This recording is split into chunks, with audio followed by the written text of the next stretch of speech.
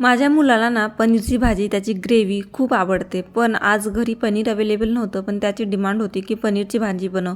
पण पनीर नव्हतं म्हणून मी काय केलं, माझ्याकडे छोटे छोटे बटाटे होते ते उकडून घेतले, पहिल्यांदा साल काढून घेतलं. त्याच्यानंतर अगदी थोड्या तेलामध्ये त्याला छान असं परतून घेऊन छिद्र पाडून घेतले. अशा प्रकारे काट्याच्या चमच्याने छिद्र पाडल्याने काय होतं, आतपर्यंत रस्सा जातो आणि छान असं टेस्टी भाजी होते. तर अशा प्रकारे मी छिद्र पाडून छान असे बटाटे तेलामध्ये भाजून घेतले. त्याच्यानंतर त्याच कढईमध्ये अजून थोडंसं तेल टाकून घ्यायचं. आपल्याला ग्रेव्ही तयार करायची आहे. त्याच्यासाठी इथे मी 2 काश्मीरी चिली टाकून घेतलेले आहेत, 7 ते 8 लसणाच्या पाकळ्या. त्याच्यानंतर इथे मी खडे मसाले टाकलेले आहेत, काही जे अवेलेबल असेल ते टाकून घ्या. त्याच्यानंतर टाकायचा आहे कांदा आपल्याला मस्त असा परतून घ्यायचा आहे. कांदा छान परतल्यानंतर इथे मी 1 टोमॅटो बारीक कट केला होता तो सुद्धा टाकलेला आहे आणि तो सुद्धा आपल्याला मस्त असा परतून घ्यायचा आहे. आणि त्याच्यानंतर थंड झाल्यानंतर आपल्याला मिक्सरला लावून छान अशी त्याची ग्रेव्ही तयार करून घ्यायची आहे.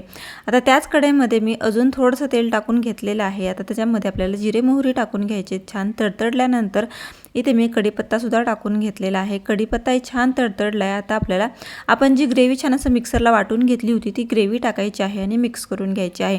4 ते 5 मिनटं ग्रेव्हीला आपल्याला तेलामध्ये परतून घ्यायचं आहे स्लो गॅसवर.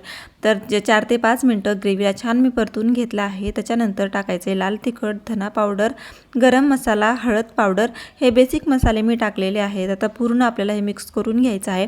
वाटलंच तर तुम्ही इथे ना पनीर मसालासुद्धा ॲड करू शकता. आता पूर्ण मसाले मी ग्रेव्हीमध्ये मिक्स करून घेतले. 2 मिनटं अजून ग्रेव्ही परतून घेतलेली आहे.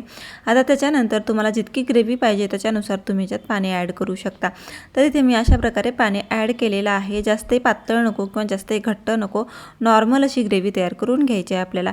आता पूर्ण पाणी मी ग्रेव्हीमध्ये मिक्स करून घेतलेलं आहे. आता बटाटे जे आपण छान असे भाजून घेतले होते किंवा तेलामध्ये परतून घेतले होते ते बटाटे आतमध्ये पूर्णच्या पूर्ण टाकून द्यायचे आहेत. चवीप्रमाणे मीठ टाकून घ्यायचं आहे आणि मस्त अशी कोथिंबीर टाकायची आहे. उकळी येऊन द्यायची आहे. पनीरपेक्षा कितीतरी पटीने टेस्टी भाजी लागते. माझ्या मुलाला तर खूप आवडली, पण त्याने नंतर पुन्हा सुद्धा डिमांड केली या भाजीची. तर तुम्ही सुद्धा तुमच्या मुलाला अशा प्रकारे नक्की एकदा ट्राय करा आणि व्हिडिओ कसा वाटला कमेंटमध्ये सांगा आणि सबस्क्राईब करायला विसरू नका.